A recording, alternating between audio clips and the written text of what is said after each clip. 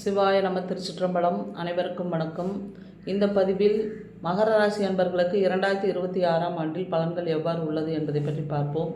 மகர ராசி அன்பர்களே, நமது ராசியில் உத்திராடம், திருவோணம், அவிட்டம் என்று சொல்லக்கூடிய நட்சத்திரங்கள் பயணம் செய்யும். 9 பாதங்கள் உத்திராடம், திருவோணம், அவிட்டம் நட்சத்திர பாதங்கள் 9 பயணம் செய்யக்கூடிய மகர ராசி அன்பர்கள் விடாமுயற்சியின் காரணமாக வெற்றி பெறக்கூடியவர்கள். தங்களது விடாமுயற்சியினால் வெற்றி பெறும் அன்பர்களுக்கு இவ்வாண்டு ராகு பகவான் தனம், வாக்கு, குடும்பம் என்று சொல்லக்கூடிய 2ஆம் பாவகத்திலும், கேது பகவான் 8ஆம் இடத்திலும் பயணம் செய்து கொண்டிருக்கிறார். ஆகவே வரவு என்பது வருமானம் அப்படிங்கிறது வரவு 2ஆம் இடம் 8ஆம் இடங்களா, அப்போ வரவு விரயமாகும். அப்போ கடன் சுமைகளை பெருக்கிட்டே போகும். ஏதாவது ஒரு வகையில் கடன் நம்ம கடன் கட்டிகிட்டே இருக்கிற மாதிரியாகவே வரும். சனி பகவான் 3ஆம் இடத்தில் பயணம் செய்கிறார். இவ்வாறு 3ஆம் இடத்தில் பயணம் செய்யும் சனி பகவான் முயற்சி, தைரியம், வீரியம், வெற்றி என்று சொல்லக்கூடிய 3ஆம் பாவகத்தில், இளைய சகோதரம் என்று சொல்லக்கூடிய 3ஆம் பாவகத்தில் சனி பகவானே, 2ஆம் அதிபதியாகிய சனி பகவானே அங்கே பயணம் செய்கிறார் இல்லைங்களா. லக்னாதிபதியும் அவரே. ஆக 3ஆம் இடத்தில் லக்னாதிபதியும் 2ஆம் அதிபதியாகிய சனி பகவானும் மறைந்ததால் கண்டிப்பாக நம்ம வரவுகள் விரயம் அப்படிங்கிற மாதிரி தான் உட்காந்துருக்கு. ஆக நீங்கள் சித்தர்கள் வழிபாடு, சிவன் வழிபாடு அப்படின்னு செய்தீர்கள் என்றால் உங்களுக்கு கண்டிப்பாக வெற்றி. யாரெல்லாம் சிவனை தொடர்ந்து இவ்வாண்டு வழிபாடு செய்கிறீர்களோ அவர்களுக்கு, மகர ராசி அன்பர்களுக்கு கண்டிப்பாக வெற்றி கிடைக்கும். அது உங்கள் பாவகத்திற்கு மகர ராசி அப்படிங்கிறனால சனி பகவான் இல்லைங்களா. அந்த சனி பகவான் என்ன பண்ணிட்டார், 3ஆம் இடத்துல மறைச்சிட்டார். நம்ம லக்னாதிபதி மறைந்து விட்டார். ஆக லக்னாதிபதியை வலுப்படுத்தணும் அப்படின்னா ஏதாவது ஒரு சித்தர் கோவிலுக்கு, சிவன் ஆலயங்களுக்கு சென்று வாருங்கள்.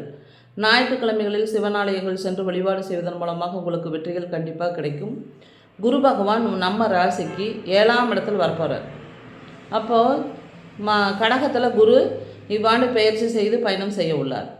அப்போ கடகத்தில் பயிற்சி செய்யும் குரு பகவான் நமக்கு விரையாதிபதியும் கூட. ஏன்னா குரு நம்ம ராசிக்கு 12 3ஆம் பாவகத்திற்கு அதிபதி. அந்த 12ஆம் அதிபதியும் ஆகிய குரு பகவான், 3ஆம் அதிபதி ஆகிய குரு பகவான் நமக்கு 7ஆம் பாவகத்தில் வர்றதுனால 12ஆம் அதிபதி அப்படின்னா திருமண வயதில் இருக்கக்கூடிய அன்பர்களுக்கு கண்டிப்பாக மகர ராசியில் தன் உறவில், தன் குடும்பத்தில் கண்டிப்பாக நிச்சயமாக திருமணங்கள் கைகூடும். சுப விரயங்கள் ஏற்படும். குழந்தைகளுக்காக சுப விரயங்கள், கல்விக்காக சுப விரயங்கள். ஏன்னா குரு பகவான் இல்லையா, நம்ம ராசிவே தனது 7ஆம் பார்வையாக பார்க்குறாரு இல்லையா. ஆக கண்டிப்பாக உங்களுக்கு சுப விரயங்கள். அதுதான் வரவு பத்தாது. வரக்கூடிய வருமானங்கள் விரயங்களாக போகும். எவ்வாறு போகும்? சகோதர வகையில் செலவு செய்வோம், சகோதரிகளுக்காக செலவு செய்யுது, சகோதரனுக்காக செலவு செய்யுது, 12ஆம் இடம் மனைவிக்காக அந்த மாதிரி நம்ம குடும்பத்திற்காக இந்த மாதிரி சுப விரயங்களாக நீங்கள் ஏற்படுத்திட்டு போனீங்க அப்படின்னா கடன் அப்படிங்கிறது பெருகிட்டே தான் போகும். அதனால் மகர ராசி அன்பர்கள் அதே மாதிரி 7ஆம் பாவம் காலப்புருஷனுக்கு 4ஆம் இடம். அப்போ நம்ம வீட்டில் ஏதாவது ஒரு வீட்டு வேலை செய்கிறதா இருந்ததுன்னா வீட்டு வேலைகள், வாகனத்தின் மூலயமாக வேலைகள், கண்டிப்பாக இரும்பு பொருள், வண்டி, வாகனங்களால் உங்களுக்கு வரவு அப்படிங்கிறது கொடுப்பார். அந்த வரவுகளை நீங்கள் என்ன பண்ணணும், சுப விரயங்களாக மாற்றிக்கொள்வதன் மூலமாக மகர ராசி அன்பர்கள் கண்டிப்பாக இவ்வாண்டில் வெற்றி பெறலாம். அதே மாதிரி கடன் பெருகுசாமி. ஏன்னா 8ல் கேது வேறு போயிட்டுருக்குறார். அப்போ 8ஆம் இடத்துல கேது போகிறதுனால சிக்கல்கள், அதிர்ஷ்டமெல்லாம் பெருசாக அதிர்ஷ்டமெல்லாம் வராது. நம்மளுக்கு அதிர்ஷ்டம் என்ன பண்ணாதுங்க, 8ல் கேது போகிறதுனால அதாவது வரவும் விரயமும் சமமாக போயிட்டுருக்கும், சரி சமமாக போயிட்டுருக்கும். வரவு வரும், விரயமாகும். அது கடனைத்தான் அதிகப்படுத்திகிட்டே போயிட்டுருக்கும்.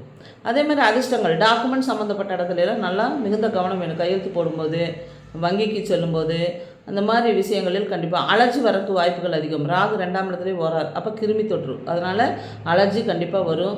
அதனால் அலர்ஜி சம்மந்தப்பட்ட விஷயங்கள், உணவு பதார்த்தங்கள் சம்மந்தப்பட்ட விஷயங்களில், பேசும் பேச்சுக்கள், குடும்பம் இது சார்ந்த விஷயங்களிலெல்லாம் அதீத கவனம் கண்டிப்பாக மகர ராசி அன்பர்களுக்கு வேண்டும்.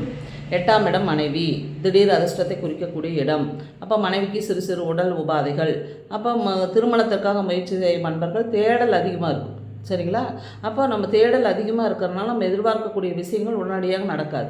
அதற்கு நீங்கள் என்ன செய்யணும், சிவபெருமானை வழிபாடு பண்ணணும். ஏன்னா ராசிநாதன் ஆகிய சனி பகவான் மறைந்ததால் நீங்கள் சித்தர் வழிபாடு பண்ணலாம்.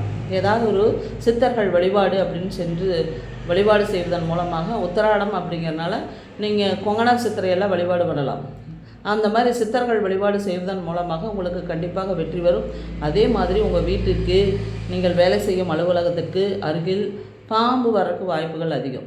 அதனால் பாம்பு வந்தது அப்படின்னா காளி வழிபாடு தான் செய்யணும். பத்திரகாளி வழிபாடுகள், செய்யணும். முஸ்லீம் நண்பர்களிடத்தில் அதீத கவனம் வேணும். பேச்சில் கவனம் வேணும். கையெழுத்து போடும் விஷயங்களில் கவனம் வேணும். இவ்வாறாக நம்ம கவனமாக இருப்பதன் மூலமாக நிச்சயமாக லாபத்தை எட்டலாம். மகர ராசி அன்பர்களுக்கு இவ்வாண்டு சித்தர்கள் வழிபாடும் சிவன் வழிபாடும் வெற்றியை கொடுக்கும். சிவாய நம. திருச்சிற்றம்பலம்.